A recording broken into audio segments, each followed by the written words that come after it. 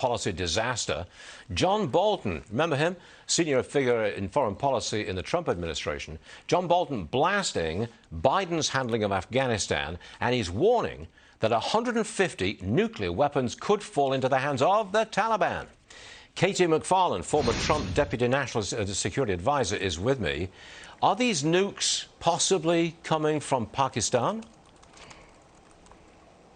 Yeah, I mean, what he's talking about is that the current guys running Afghanistan, the Taliban, are very closely connected to Pakistan. It's called the Haqqani network. Now, when the Biden administration was, quote, negotiating our withdrawal, they weren't negotiating with these bad guys. They were negotiating with different Taliban guys, assuming those Taliban guys, the good Taliban guys, were going to be in charge of Afghanistan once we left. That's not what happened.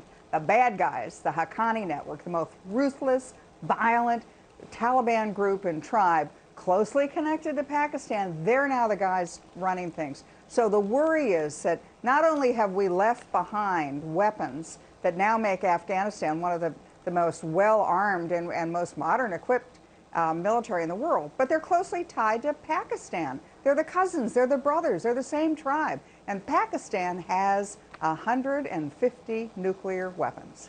Well, if the Taliban got hold of any one of these weapons, that's a nightmare. I mean, do you consider it at all likely that that could happen? Look, it's not going to happen in the sense of Pakistan saying, here, have some nukes, go do your foreign policy. It happens, as a lot of things happen in the Middle East. Subterfuge, lies, deals that you never really see coming.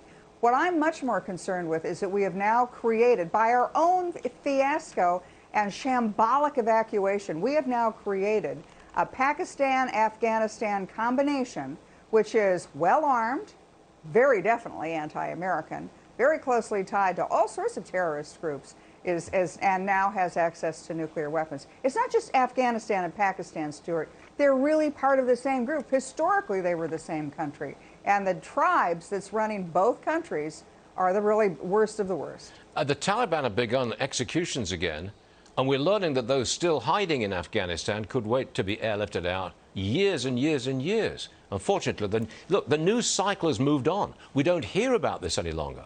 The news cycle is past Afghanistan. It's almost past the border. It's now on to Hell Week. I mean, we're just dismissing the real terrible problems of Afghanistan. Stuart, I find this is the sort of most cynical, upsetting part of a very upsetting administration, the Biden administration. They looked at Afghanistan and they knew it was a mess. They didn't think it would be as bad as it was, but their attitude was, well, once the reporters are gone, once the cameras aren't running, nobody's going to pay attention. They're not going to see the, beheadings and all the terrible stuff the Taliban government in Afghanistan are doing. It's sort of yesterday's news. And I think it's the same attitude with the border, where they weren't allowing reporters there. They weren't allowing drone overhead photography of what was going on at the border. Why? Because they think that if they can squish the news, if they can take it off the headlines, take the pictures out of the consciousness of the American people, they'll get away with it. And that, to me, is not only cynical on the part of the Biden administration, but complicit on the part of the media. It is. KT, always good. Thank you for being here. We much appreciate it. We'll see you soon. Thanks very much.